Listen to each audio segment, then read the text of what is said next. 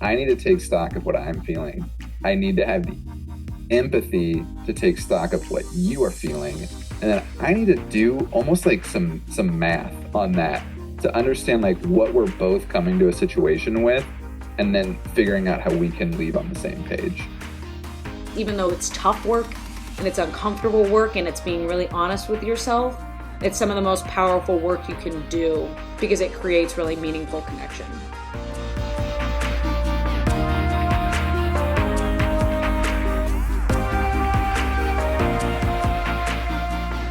Hello and welcome to Full Circle, the Magic Mindset Podcast. I am Matt Kralberg, and I am joined, as always, by my co-host, Lea Lilly. We aim to bridge the gap between my study of psychology and sociology and Lea's study of astrology.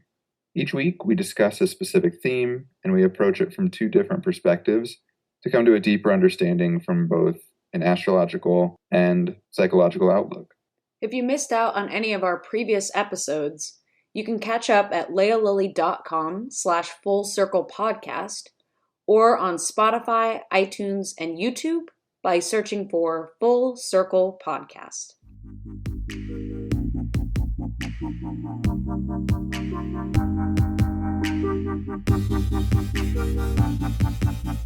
Lea, I know that this is your absolutely favorite segment. It has spawned quite a level of competitiveness between us. Are you ready for the 30 minutes and 30 seconds? I will be ready for this section for the rest of my life. All right. Well, as long as you're ready when I count you down from 3, I think we're going to be okay. 3, 2, 1. Emotional intelligence comes through our experience, and in adulthood, it really becomes about becoming more aware of your own emotions. So in astrology, being aware of your moon and your moon placement. And then how you process your emotions, and that's your Mercury in astrology. And then how you show them, and that's your sun and your moon and a few other planetary bodies combined. And then on the other side of that, it's also being aware of the emotions and astrology placement of others. Considering these things about yourself and others can prevent a whole lot of unnecessary conflict. It was a good section, but you left some space for me to get closer to 30 than you. So we'll have to see how it goes from here. How many seconds was that? I don't remember the exact number, but it was a little bit over 30. Really? It's like 35. Yeah. Dang it. It's okay. All right. Are you ready? I am ready. Now I know where the bar is set, so I'm ready. Okay. 3, 2, 1, go. So emotional intelligence is comprised of 4 things: perceiving, reasoning, understanding, and managing. I think that the most prescient piece of last week's episode is that you need to be aware of your own emotions, aware of others' emotions, and you need to consider those emotions in the situation before acting. Last couple of seconds, shout out to my mom, to my dad. That's it. Wow, that was exactly 30. That was amazing. I'm not gonna lie. That was your best.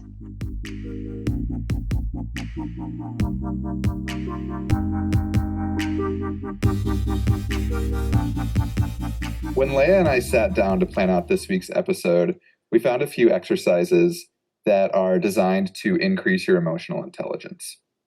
We thought that it might be a good idea for us to do some of these exercises on the podcast in order for the two of us to grow closer together, but also for us to grow closer with you as listeners.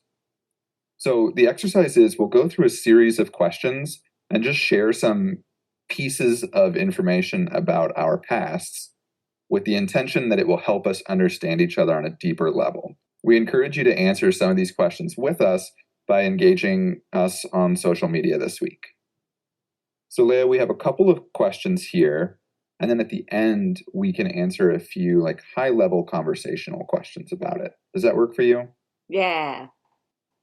I want to know, what was the happiest moment in your life? So when I was in college at UCLA, there was a campus-wide event called Spring Sing, and part of Spring Sing was a group called Company that did like the emceeing in between acts. And even though I went to school for acting, I was nervous about singing. And one of the acts that I had helped write was a parody of Frozen. And somehow I got up on that stage and I sang in front of an audience of like 10,000 people. And it was a crazy experience that I didn't think I was going to be able to do. But I remember getting off stage and just being so happy and like crying tears of joy because I was so proud of myself for being able to get up there and do it. I think I need to do a better job of being mindful about things that I'm happy about, because this is actually kind of a difficult question for me to choose with. I think the first thing that I probably think back to is, we've mentioned before on the podcast that I did high school speech and I was pretty good at it and I enjoyed it a lot. And the team was a really important thing to me. And I shared a lot of those people across speech and theater, which were both important to me in high school. And I remember competing through the state series, so sectionals, regionals, and the state tournament. And I did not make it quite to state. I was pretty close, but I did coach an event to state. And that was really, really impactful for me, working with a team and getting them in a place that, we were able to compete and make it to state. What was your unhappiest experience in life? My unhappiest experience was probably 2 years ago, and I had some stuff going on in my personal life that just led to like a lot of chaos and a lot of inner turmoil for me. And I was just completely lost, and it almost ruined my relationship and it ruined some of my friendships. It was just a really, really tough time. Mine was probably 2 years ago. I had some pretty monumental things going on in my personal life, and I had just recently been let go from my job due to budgetary reasons. And I had moved home for the third or fourth time since I had graduated school. And I did not feel successful. And I put a lot of my self-worth into my job, and not having one made me not feel like I was worth very much. And glad to say I've moved on from that, but that would definitely be it. What motivates you to get up in the morning? I think just like the blank slate of a new day and getting to create new stuff and work on new ideas and spend time learning more astrology. Astrology is a big one. It's a sense of creation, of excitement about getting to create something. What motivates you to get up in the morning? I think sense of duty. I know that there are people at work that are depending on me to get a job done and get it done well. And I feel a responsibility to go in every day and do the best that I can to provide that for them. What do you use your mind for? I'm a big saver. So I spend my money on like basically bare essentials, and even then sometimes not. And then I save a lot. I put a lot into my savings. I put a lot of importance in that too. What do you use your money for? Rent, food, occasionally doing things, occasionally a new tarot deck or crystal or something here and there, but mostly essentials, mostly essential stuff. Who's the most important person in your life? This is a really hard question that I don't know that I have an answer for. I think there are so many people that are like tied for first that it's hard for me to put my finger on one. And it makes me even a little bit nervous to say it on the podcast. I think if I think about the person who comes to mind most often, and it's kind of like a WWJD type situation, like if I want to be like this person, what would that person do right now? I think I would probably say that my dad is the most important person in my life. But again, I think it's important that if anybody else is listening, that they know that they're important in my life too.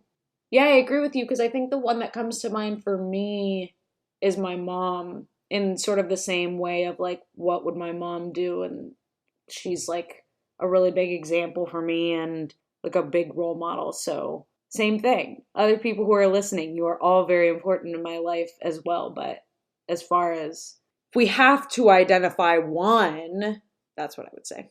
Describe your best friend.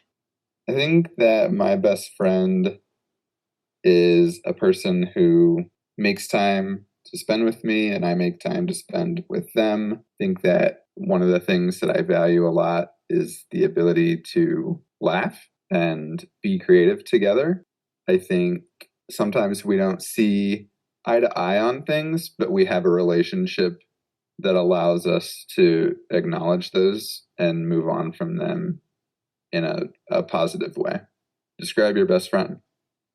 They are funny and challenging and know how to push buttons of growth, which isn't always comfortable, but it's necessary. I value that. I think it's really important. And this is a person who I don't think settles and like won't let me settle. And that's also really important to me too. Sharing the answers to those questions, like I said at the start of the segment, is supposed to bring people closer together, whether it's in a group setting or a paired setting, the way Lea and I did it. And Lea, I'm interested, do you think that this is a good experience for people who don't know each other as well as we do? Because I feel at least like I knew some of your answers, or at least knew maybe more details than even we were able to share during the time that we were answering it. Do you think it's good for people who don't have the relationship that you and I have?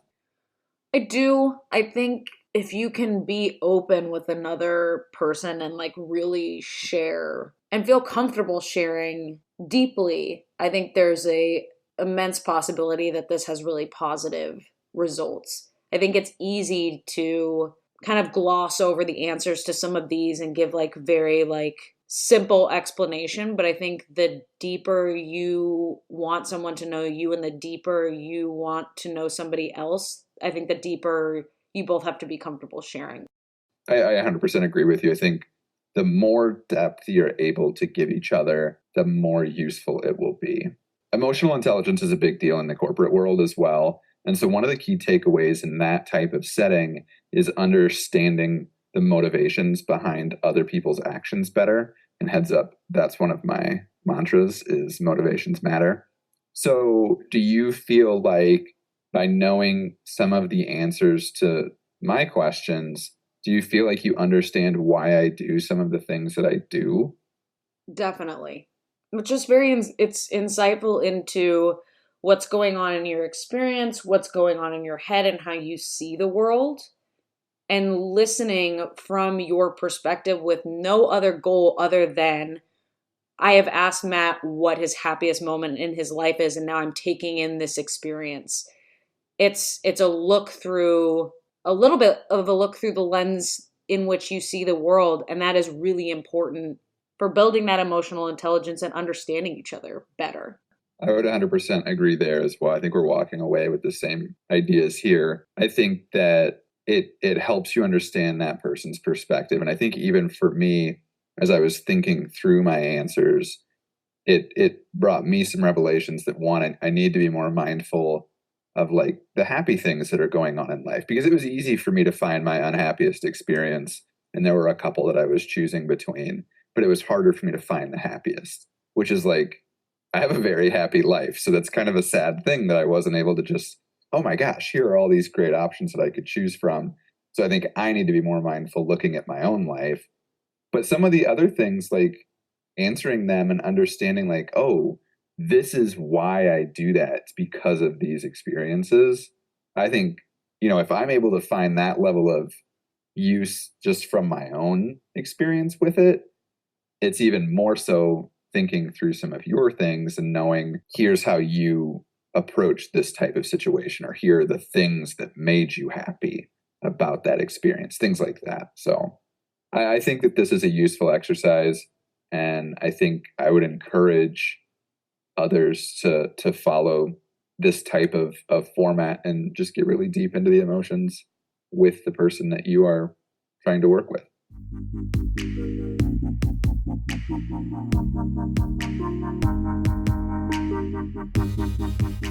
We're on the last few days of Scorpio season as Sagittarius season is on the horizon at the end of this week. And the last Scorpio season theme I want to explore with you is truth. One of the things Scorpio is best known for is getting down to the bottom of things. The detectives of the zodiac, Scorpio is always in search of the deepest, darkest truths, no matter where they may lie. Over the past few weeks, certain truths may have come to your attention that you can no longer avoid. It's time to take stock of the truth about where you are in life and what you want for yourself. Some things to ask yourself might be, what is true for me right now? Am I happy with things as they are currently? What's missing from my life right now? And what is no longer serving me that I am willing to let go of? Even though the sun is headed toward Sagittarius, we've still got some Scorpio energy going on. Mars enters Scorpio Tuesday, November 19th. Mars in Scorpio signals a time to get in tune with your intuitive side. We are at the tail end of Scorpio season, during which we've been exploring what is right for us and what our truth is. It's time to let your intuition be your guide. It's time to trust yourself and find guidance from within. Strong will and persistence show up during Mars's stay in Scorpio. Use these to help you stick to your intuition and what's right for you, and also use them to help you move toward and achieve your goals. Your decisions may drop into being motivated by emotions during this time, so observe the difference between decisions made from intuition versus decisions made from unchecked or self-sabotaging feelings. Mercury goes direct in Scorpio on Wednesday, November 20th, after being in retrograde for almost a month. With Mercury ruling communication, ideas, thoughts, and decisions, you can expect these things to come a little easier now. Amidst all the celebration of Mercury going direct again, take a moment to reflect on how the retrograde was for you. What did you experience? Did anything significant come up? Sagittarius season begins Friday, November 22nd and will last until December 21st. Greek mythology associates Sagittarius with the centaur Chiron, who mentored Achilles, who was a Greek hero of the Trojan War, in archery.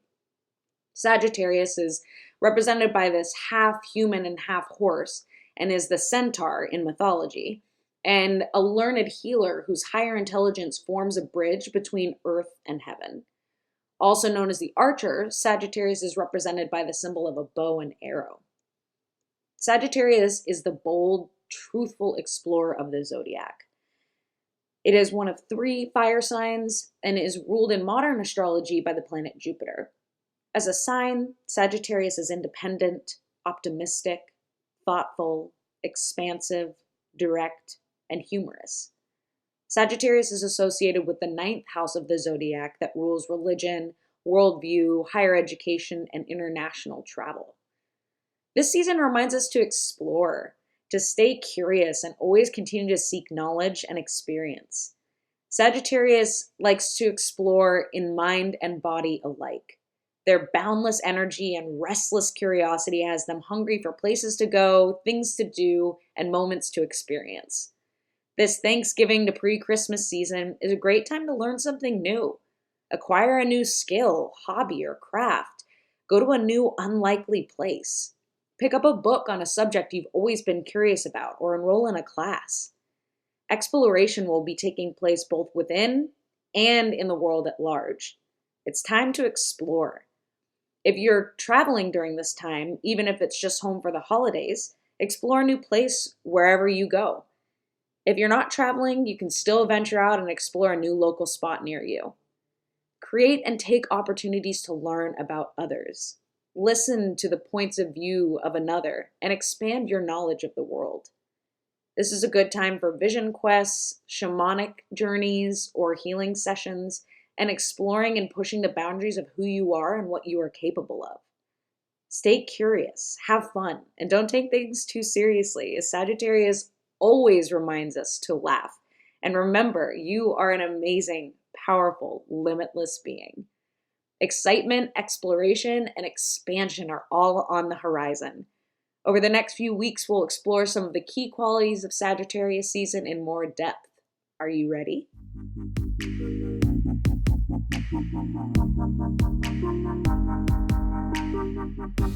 We've talked a lot about the improvements that Lea and I are trying to make on our own personal journeys. And one area that I've really been trying to improve is my personal style. This week's sponsor is the perfect resource for anyone who is on that same journey of looking to up their style game. Blacklisted Bandits & Co. was started by Nick and Demi Peterson. Their goal is to help you break out of the fashion molds that have existed for too many years. Much like we feel here on the Full Circle podcast, they believe that true acceptance and comfort come from within. Your style should be an expression of how you feel. Blacklisted Bandits & Co. was created to make your outsides match your insides. Visit them at blacklistedbanditsandco.com or through the links in our show notes. Use code FULLCIRCLE for 25% off your purchase. So we've been exploring emotional intelligence, learning about our own emotional intelligence, learning about ways we can connect with others and show them more emotional intelligence. And it's brought up a lot of questions for me throughout the process as we've sort of prepped to talk about this. And I'm curious, Matt, when you think you really started to approach your own emotional intelligence, maybe when you realized, okay, like this is something that I need to start to be aware of, and when you started to see a little bit of a shift, what was going on for you in your life and when that started to happen for you? It's a very vivid time for me. I 100% remember the thought process of, I can't continue to act the way that I'm acting. I need to actually focus on this as a growth area, and I need to improve my emotional intelligence. I think what happened is I did all the normal growth through high school and, went from throwing tantrums when you don't get the candy bar at the grocery store to, having the more complex emotions of initial relationships in high school and those breakups and all that kind of stuff. So I think I followed the normal path through there, and then I just stopped. I went off to college and I was like, I did all the personal growth. I'm happy with who I am as a person. And we've talked before on imposter syndrome. I kind of thought that I was, hot stuff when maybe I wasn't as much as I thought I was. But I think I almost consciously turned off personal growth. And then there were some experiences in college and those years after college where I really started to realize that my actions were greatly affecting other people that were very important to me. And it was then that I kind of started to realize, like, okay, I'm not done growing. There's a lot of growth left to do here. And then it became a very intentional journey of looking inwardly and saying, like, okay, I'm not happy right now. What happened that made me happy or unhappy? Because I woke up feeling great this morning. So what was the experience that occurred? And starting to narrow those things down and saying, okay, when this type of thing happens, it makes me feel this kind of way. And it sounds so silly to need to sit down and actually take an inventory like that. But that's what helped me. That's what allowed me to identify those things and then start to understand my reactions. And it was almost like this mapping process.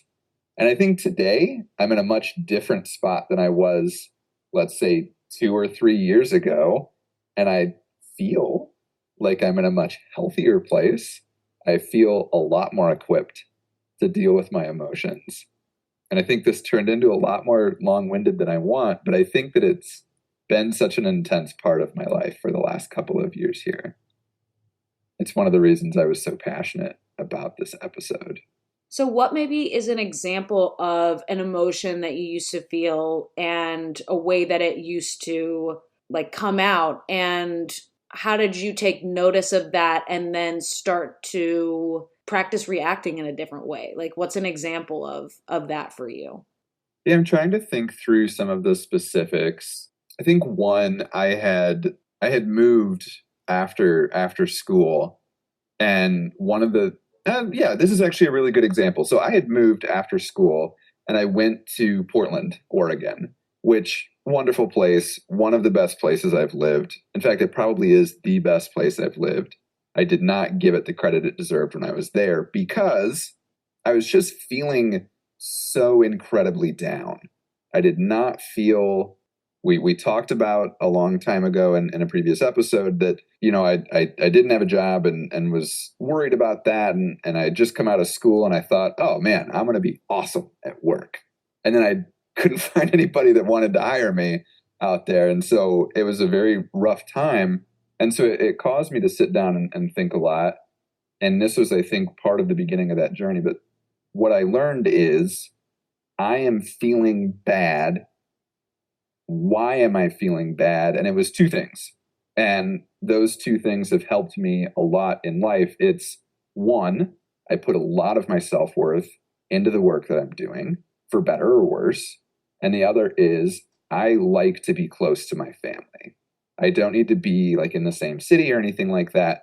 But knowing that, like, if I wanted to go home for a weekend, I could do that. And I'm from the Midwest. So living in Oregon, like, you needed to plan if you were going to go home. And I didn't get to do it often. And learning that those two things are important to me has really helped me shape my life moving forward. And when did that sort of like occur to you? Was it in the moment that you were feeling these things and you were able to ask yourself that question of like, why am I feeling bad? Or did it come with some time and like that 2020 vision that we get after we've gone through something? When did that occur for you?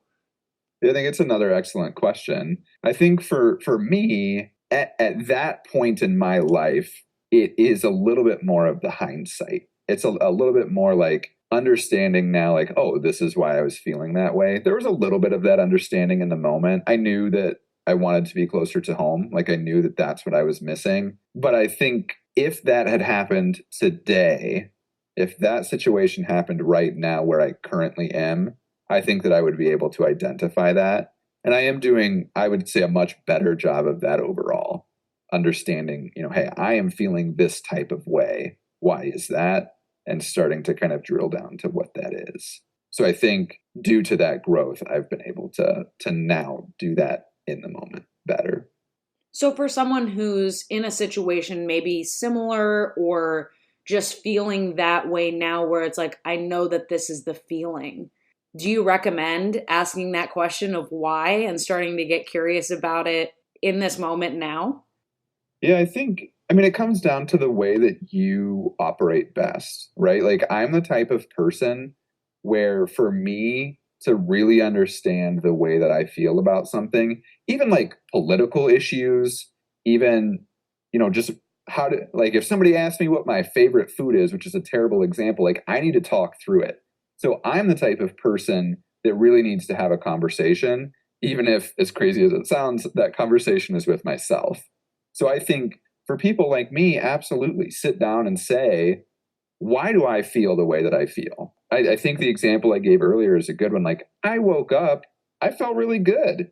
I came home, I don't feel good anymore. What is the thing that happened that made me change that feeling? Because sometimes it happens without us being cognizant of it. And so I do think in that case, it makes sense to physically like ask yourself a question out loud and talk through it. There are obviously other ways to cope with that type of thing and other ways to figure it out. Do you have a different way? Do you do it in another way? Well, it's really interesting that you mentioned asking yourself that question because for someone like me and for those of us who sometimes I think get overwhelmed by the emotional response, sometimes I am so wrapped up in the feeling that I cannot logically ask myself that question. And I know I should be able to. Like my brain is a strong tool that should, be able to override sometimes that emotional response that isn't always helpful and that isn't always necessarily the truth. It's a good indicator and it's definitely going off for a reason. But it takes me in a minute to be able to get to the space to then ask, wow, okay, why did I just experience what I just experienced? I can't always do it in the moment. And that's taken for me some awareness to come to with myself to say, okay, I know that I react emotionally first. I know that sometimes it just completely overtakes me and I won't be able to think logically in that moment. and kind of giving myself the space and understanding and a little bit of less judgment around, well, I should just be able to like think rationally and just like let it go. And that's not necessarily something I'm able to do. I could practice and see if I'm able to form a different habit, but I also try not to see my emotions as a negative thing. And that has its pros and cons too, but yeah, I have to ask myself after I've experienced the emotional response first. That's where I kind of land. So I think it's totally okay to feel the feeling.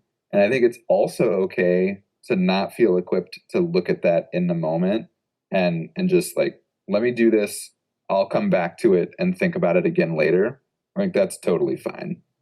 But I am curious if you have a process to say, because like in some cases, it's not good to just keep feeling that feeling because it gets you in a place where it's more difficult to get out of. Yeah. And so what I'm interested in is, do you have a process where you are able to, I'm feeling this feeling, it's very intense, I'm not ready to look at it right now. What is your process to get from, okay, I'm not ready to look at it, to let's examine this and see if there's something that I need to be doing differently?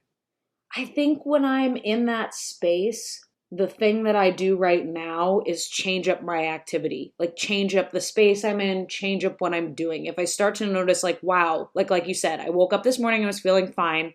And now, however many hours later, I don't feel good anymore. I completely 180 change the activity I'm doing so that I can put myself in a different situation to open myself up to a different feeling. Because if I keep doing what I'm doing, I'm going to keep bringing that feeling to it and sinking lower into it. And like you were saying, then you get into a space where it's harder to get yourself out. So when I notice that it's getting to a place of sticking around for too long, like it's gone past that limit of, okay, I've given myself ample time to like feel this feeling, and it's moving into, okay, now this is just like not serving me anymore, doing something different, changing up my space so that hopefully I can change up my energy a little bit. And once I've done that and am able to put myself in a different space, I can come back and ask that question, okay, this happened today. What about that changed how I was feeling, and start to narrow it down from that different space. But I think it's hard because there's such a fine line between feeling the feeling, which I think a lot of us feelers get very embarrassed about, especially those of us who have like sometimes like overbearing to others emotions, that it's sometimes like, gosh, well, the level to which I feel something, or how long can I feel something? And you sort of feel this embarrassment around it. I really appreciated hearing you say like, it's okay to feel and it's okay to be in a space where you can't identify things right away. And I think that's the whole point of emotional intelligence, right? Is me knowing that about myself. And then, for instance, like when we're talking or like I bring something to you, you're operating in a different emotional intelligence space personally.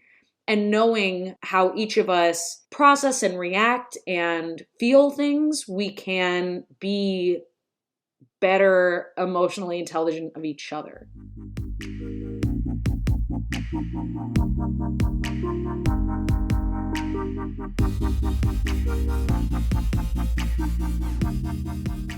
For the second time this episode, it is time for 30 minutes and 30 seconds.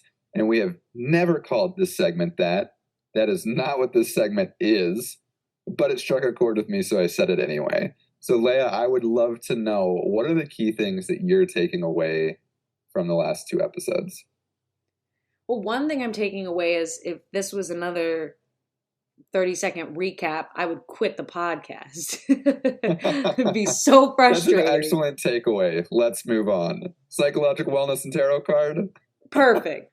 I learned that I have so much emotional intelligence work still to do, and that can be daunting, but I think it's also exciting. I'm excited about it because I have astrology as a really helpful tool. Understanding my moon sign, like, wow, did that change things for me? And really the rest of my astrology as well, because there are other clues in so much of it, not just our moon sign. But astrology has given me such an amazing context to learn about my emotional capability, to learn about how I display that, and to learn how to hold space for others. I'm telling you, it changed my context of the world. It changed my relationships with the people closest to me, with my parents, with my siblings, because I'm able to just understand where they're coming from better.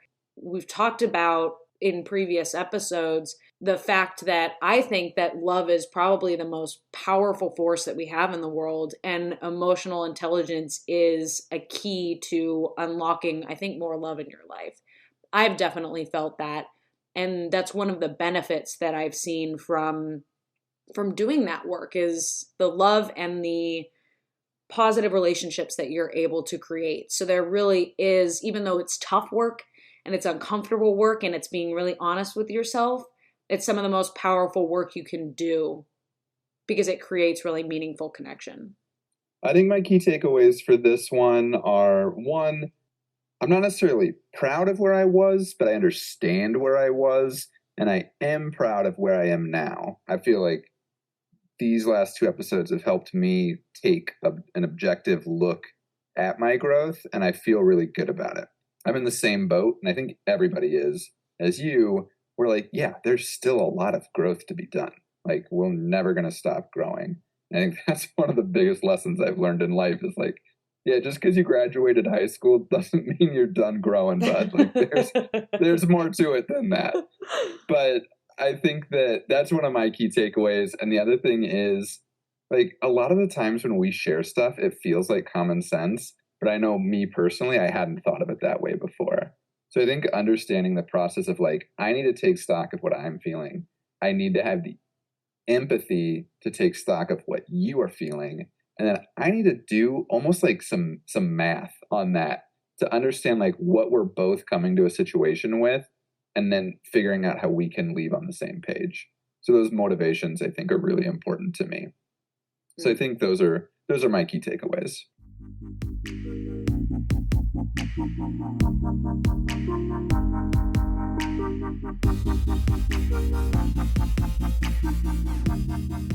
This week's tarot card is the Two of Cups. This is a card about cosmic connection, and it represents deep, powerful connection between two energies. Talk about a great card to end our episode today with, as emotional intelligence is a deep and powerful form of connection. This card is calling you to focus on a meaningful connection in your life. This may be with someone you are already close to, or maybe even reaching out to someone you need to heal your relationship with. Take time to indulge in soulful connection and make the effort to show those you love that you care for them. Maybe even try speaking their emotional language this week. I love the idea of making connections. It's what we've spent a lot of the podcast talking through. Even just you and I strengthening our own connection. So I'm going to roll the wellness tip into that as well. 71% of people turn to others in times of stress. So today's tip is about forming new connections. It can be tough, especially as an adult, to make new friends. And we talked about that in the changes episode. To help ease some of that difficulty, enroll in a class that intrigues you. Join a club like a fitness club or an intellectual group like a book club. Volunteer with local charities. All of these things are going to help you find people with similar interests, and they all have extra benefits alongside forming those new relationships.